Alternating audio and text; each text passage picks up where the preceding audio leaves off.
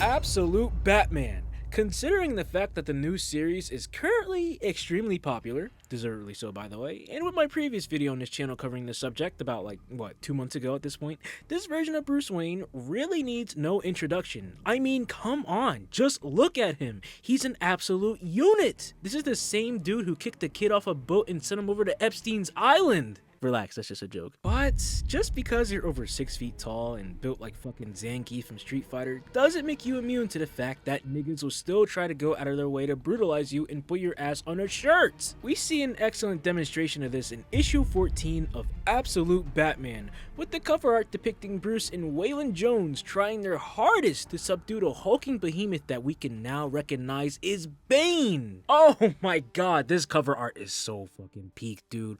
Holy shit! Our story today starts off, well, with two stories that end up coinciding with each other. The first of which is present day, or what we would assume to be present day, where we see Alfred Pennyworth in this absolute version of the Riddler, or Edward Nygma, talking to Bruce about preparing for a particular fight with a particular individual, Bane, at Veterans Arena, while injecting him with the green super sperm serum known as Venom. He supposedly has 2 infusions of the stuff, using one as a test, and planning to use the other one during his fight with Bane. The second story is a flashback, and we see Edward and Waylon, along with Harvey Dent and Oswald Cobblepot, who you might recognize as Two-Face and the Penguin, respectively. They're welcoming Bruce in on something, as if a massive event is about to go down, but we see Bane in the middle of these panels, indicating that he's the catalyst that will soon connect these 2 stories together later down the line. We then see that everyone is preparing for a massive battle, including Selina Kyle, or Catwoman, and well, Bane too. Alfred lets Bruce know that he's not afraid to put him down if his body can't handle the Venom infusions, and asks him what he wants to do. And according to his own words, he's ready to go to fucking war. We also see a man with over half of his face covered in medical wraps. It's freaking Two-Faced, who would have guessed? But I just wanted to say, the reason why he and the man who looked like he's in agonizing pain earlier are in a situation together is because of Bane. The guy in excruciating pain turned out to be Oz, or Oswald, with Bane kidnapping both him and Harvey in the previous issues and began mutilating them, leaving life-altering damage. Also, he can torment Bruce and leave him psychologically devastated. Also, one more thing. Just wanted to say that Waylon, Edward, Oz, and Harvey are also childhood friends of Bruce in this timeline, so, there you go for the extra context. With that being said, while I was giving out background info on everyone, the mayor of Gotham went on TV and announced that everything in Gotham is, well, perfectly fine. Peachy keen. There's no monsters or threats anywhere. He continues yapping, and states that Batman will not be running the fade with Bane in Veterans Arena tonight, but as a precautionary measure, there'll be a curfew in place at, 11 p.m. Funnily enough, we also get a cameo of Dick Grayson in here too, but point is, this mayor nigga is lying through his teeth to the public. He's a typical politician! We obviously know he's capping because we soon see Bane entering the arena, and oh my god, something about the art here tickles my fancy, man. This shit is so freaking peak, dog. Oh god, I love it. But Bane announces his presence while the flashback sequence from earlier continues. Waylon Jones is entering the ring against his foe, Bibbo Bibowski. The lights in the arena finally turned on, and there's Bruce, ready to put belt to ass, ready to send Bane to a Charlie Kirk meet and greet, ready to get his revenge for everything that Bane has done. Bro, this art is still so sexy, man. I'm about to start moaning in the mic. Alfred tries to remind Bruce of the plan, but basically he tells him to shut the fuck up and lock in mid-sentence. Harley Quinn is also here as the leader of the Red Hood gang. She orders her gang to send in drones outfitted with cameras so this fight can be broadcasted throughout the entire city. The flashback returns, showcasing the very start of the 1v1 between Waylon as a one-man army and Bibbo, and this mirrors what's going on currently with Bruce and Bane. Batman all of a sudden steps on a switch while taunting his 10-foot-tall Giga Noodle. He turns around, and we suddenly see an entire skyscraper exploding from the middle and sending the top half careening downwards towards the center of the arena. But Bruce still continues to aura farm and says, "Welcome to Gotham," like he didn't just attempt to replicate the events that happened in September of 2001. What the fuck, dude? Oh, wow, that did no damage. If anything, it just made Bane bigger. Oh my god, I almost said a slur. And more pissed off. Alfred is driving in a Batmobile and exclaims he's on the way, and tells Bruce he's locked in. Harpoons are being fired from the whip, while we also see a little flashback again with Waylon landing hits on Bibbo, with the announcer saying Bibbs might have a trick up his sleeves. Real quick, I like that these flashbacks are so intertwined with the current story, as Waylon is serving as a stand-in for Bruce and Bibbo as Bane. It's pretty cool in my, unprofessional and inconsistent YouTuber opinion. Harpoons begin to lodge themselves in a Bane's skin, and Alfred rams the Batmobile into him, giving Bane some incredible back shots. Batman continues to pull his Piccolo card in Aura Farms, while Alfred noticed that Bane's injuries have already healed up. Everyone's locking in at this point, including the fight in the flashback while Bane tossed the Batmobile aside like it was a mere toy. Then Bruce began brutalizing Bane, popping his eyeball out like it was a quiz by using his batarangs, while Alfred remarks on his, brutality, citing him as the Einstein of violence. Bruce fears nothing, not even flinching or backing down when Bane's healing factor kicks in and makes him regrow another eyeball, and he keeps doing it,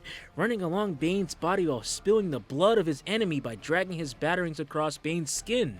It was all going great, until Bane pumps even more venom into his body and grabs Bruce by the cape. The turns have tabled! Look at the panels, man. Not only did Bane exclaim that him and Bruce aren't so different after all, but he began swinging Bruce around like he was a freaking chew toy.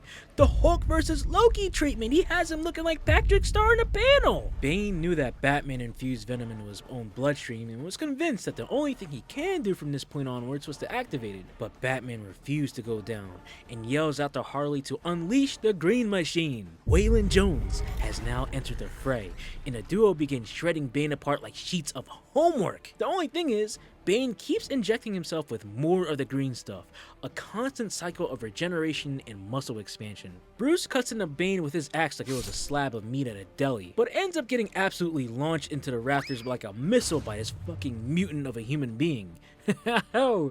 Oh my god. Bruce survives this, by the way. Harley pulls up and basically gets on her lead at one timing and gives Batman one hell of a boss, what the heck? One hell of a pep talk. He gets back on his feet and spots Bane injecting more and more venom, putting his nasty ass hands all up on Killer Croc's body. He's trying his absolute wink wink hardest to divide Waylon by two, mouth first. That sick bastard. Alfred is now doubting this entire thing, wondering if Bruce can make it out of this if he just uses venom now. But nope! My hard-headed goat said, nah, stick to the mission. We made it this far. No point in giving up now, especially when a dear friend is in danger, willing to risk it all to save a friend in, mortal danger. And with his axe in hand, Bruce lunges at Bane in an attempt to free Waylon from his meaty hands. The flashback sequence reintroduces itself once again, and we spot Bruce absolutely shoving a security guard out the way with one hand while approaching the ring.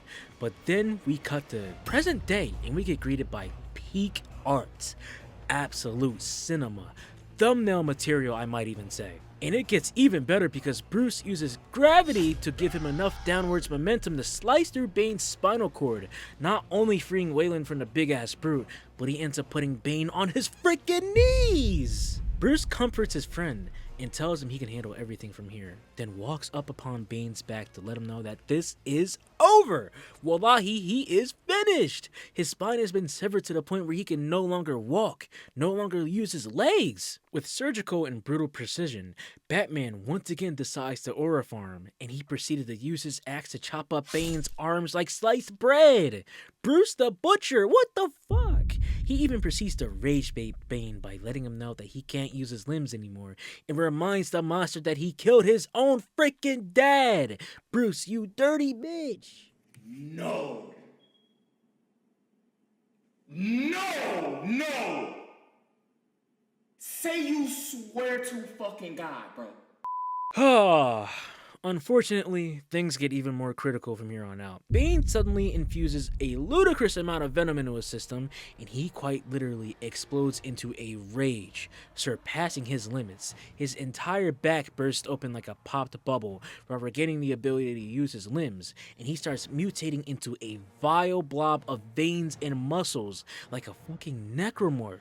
An excellent display of body horror if I say so myself. Oh my god, I love it personally. Jesus. But I'm not gonna lie to y'all, man. This dude Bane did his best to scratch Batman off like a lottery ticket. I mean, look at this man. Hit after hit after hit after hit. This nigga is the size of a kaiju delivering King Kong sized blows while talking absolutely crazy during the entire time. Things in the flashback are getting critical too, with Wayland coincidentally getting punished by Bibbo in the ring, still mirroring what's going on during the present day. But Bane's big ass is still continuing to infuse more venom into his system and still continues to put BBC sized hands on our GOAT Bruce, and it is looking bad. Aside from the fact that Bane said he sacrificed everything on his end to keep his people and home safe, the art here, dude, oh my god, the art is absolutely cooked, dog. Even while watching Bruce get demolished, everything is just displayed in a visceral showcase of brutal, destructive, and gory beauty, and I love it. It is great. Dr. Arkham here, who is a key character in the comics, states that Bane's cells have almost become embryonic, with eyes and mouths growing throughout his body as the beast encourages Bane to infuse himself with venom already, you know, during this generational ass beating. Meanwhile, Bruce is yelling at Wayland to not give up in his fight with Bibbo, searching for one last bout of strength to flip the roles. Alfred walkies Bruce to hurry the hell up and use his venom already so he can make it out of there alive, and Bruce finally gives in to both him and Bane. Despite being wounded to all oblivion, Bruce finds his strength to call Catwoman, and we suddenly see our glorious queen Selina Kyle standing atop the stadium with a submachine gun, and she starts mag dumping the fuck out of Bane. Oh my god. Oh. She's so fine, but it's been revealed that she's been firing darts instead of bullets at Bane, landing straight into his venom delivery system, essentially, and thankfully, overloading it. Just then, Wayland manages to do a flip while Bibbo still got him in a headlock and lands right on Bibbo's head, indicating that for the last time, the tables have turned, finally dubbing Bruce as the winner. It is over! Bane screams for mercy, begging Bruce to stop, but he refuses, throwing his axe into Bane's gigantic forehead. And, yeah, the dude basically explodes into a bloody mass of, well, guts. Huge guts. Kaiju-sized guts even. Bro, he exploded like a lambent enemy from Gears of War. Point is, bro, this is wild. Even this nigga Alfred was flabbergasted too. He was wondering how Bruce even managed to accomplish this. And we kinda get an answer to that. It's revealed that 2 days ago, before this battle went down, Bruce and Selina contacted Eddie on a DL to basically remove the venom from, well, Bruce's system, extracting the substance and placing it into the darts she used to inflate Bane with Brucey Boy even stating that he'd rather just beat Bane on his own terms instead. The sheer amount of confidence on this man, that is my GOAT right here. Wayland even wins his fight too, once again indicating that, well, this fight is truly over. Batman began to crawl out of Bane's guts as the citizens of Gotham, both in the flashback and in present day, react to his team's victories. Alfred starts narrating again and states he finally recognizes how and why Batman overcame the whole ordeal. Alfred sees that the reason why Bruce does the things he does is because, well, for some folks, winning the fight isn't exactly the point. At its core, it's all about doing the right thing, for the people and for the home he loves. We also see Bruce putting all of Bane's gushy bits into the Batmobile and dumping his remains onto the beach. That is disgusting. As that's going on, Selina is leaving Gotham while secretly taking a small sample of venom along with her, basically smuggling that shit. You know, well, yeah, you know how that goes. This will definitely play a part in the story again later down the line. And then the comic ends after an unspecified amount of time later. Dr. Arkham is talking to someone floating in a containment tank, and we see that it's frickin' Bane, who's still alive, still conscious despite only being made up of a floating brain, spine, and a pair of eyes. She states that even though he's utterly fascinating to observe, someone would like to have a word with him, and this someone is none other than the fucking Joker! Absolute Joker announces to Bane that his defeat to Batman was only a minor setback in the grand scheme of things, and lets Bane know that retiring after this wouldn't look good on him. It wouldn't make Bane happy, especially since he is a soldier after all, and constant fighting is what made him into the monster he is today. We then see an island in the Caribbean named Santa Prisca, which is Bane's home country. The Joker then states that, as Bane's friend, he's going to help free him from such thoughts of retirement and makes Bane watch him nuke his home country for the love of the game. Dog, what the fuck? What a way to end this issue, dude. Absolute cinema. The Absolute Batman series is something special, man. I highly recommend checking it out when you get the chance. I know there's stories of the Absolute versions of more key DC superheroes, such as Superman, Wonder Woman, and The Flash, for example. Honestly though, I have no idea if those are worth a read or not. I haven't seen anything about them online. But if they are, my dear viewer, you might have to let me know. I'm just saying, put me on a more peek. With that being said, thank you, dear viewer, for making it to the end of this video. Remember to like and subscribe if this one made you laugh or smile at all, or leave a dislike if you either didn't enjoy it or if you hate my guts. Those buttons are there for a reason. I got a second channel too. I post almost daily over there, so check it out if you're interested by clicking in the description box down below. Why am I wasting time promoting this thing? None of you niggas are gonna check it out anyway. All I'm saying is, don't be mad when I take another 2 months to upload the next video, because you know where I be at. But yeah, I love you guys, platonically of course. I'm finally back with the milk, and I'll see you in the next one, whenever that video goes live. In the meantime though, peace out and stay safe.